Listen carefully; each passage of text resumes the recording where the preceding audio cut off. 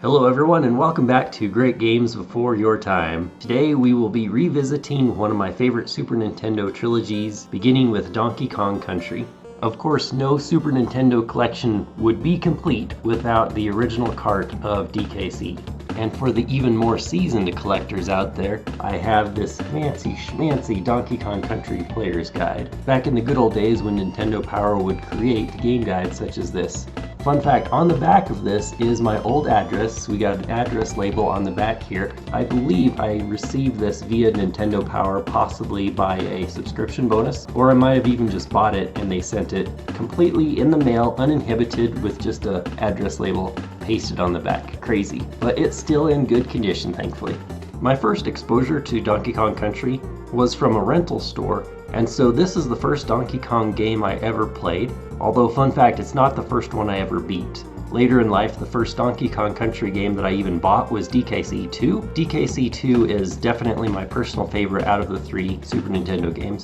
So it should come as no surprise that Donkey Kong Country 2 was the first game that I actually beat from the trilogy, and then later I would come back and get Donkey Kong Country 1 and go on to complete it. Perhaps the most fascinating thing about Donkey Kong Country and its subsequent two sequels, 2 and 3, is that Rareware began with incredibly impressive, at the time, 3D models of the various characters, the good guys, the bad guys, and with these 3D renders, used all of that information to convert everything down to the 16-bit sprites that we see in this game today. But even so, without using any of the fancy Super Nintendo capabilities such as Mode 7 or even the advanced Super FX chip that enabled real 3D rendering in Star Fox, this game achieved a 3D looking effect completely for free based on all of those pre-rendered 3D models smashed down to two-dimensional Super Nintendo compatible sprites. Donkey Kong Country as a game itself was a long time coming. Nintendo in the early days seemed to only care about their A-tier types franchises such as Mario, Zelda, but Donkey Kong as an IP or a character wasn't really used since the original Donkey Kong Arcade. So after all of these years, we finally arrive at the Super Nintendo and this brand new company called Rareware, which came on to be a superstar for Nintendo during the Super Nintendo and Nintendo 64 years, crafted masterpiece after masterpiece, and in my opinion, crafted Game of the Year caliber game after Game of the Year caliber game. As such, they respected as much lore as possible, and the funny thing is, the cranky Kong, the really old Kong that complains about everything, from a lore standpoint is the gorilla from the original arcade game.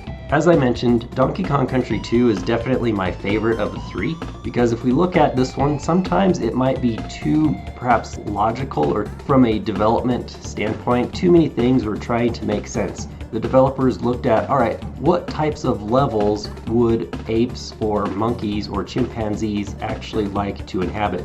Or would they actually inhabit in real life? And so we see a lot of course, there has to be jungles and treetops, there has to be vine swinging, and then we delve into the original water levels as well as caves and a few others such as snow levels and temple ruins. But honestly, I would say that because of this restriction, the first Donkey Kong Country game is actually the most limited in scope as far as non-diverse environments. When that was unlocked for the sequel, DKC 2, that game entirely centered around a theme of pirate, which not only is actually pretty stinking cool, but it lifted all of the restrictions and allowed originality to just run rampant. Because really, at the end of the day, remember, video games don't have to make sense. They only have to be fun.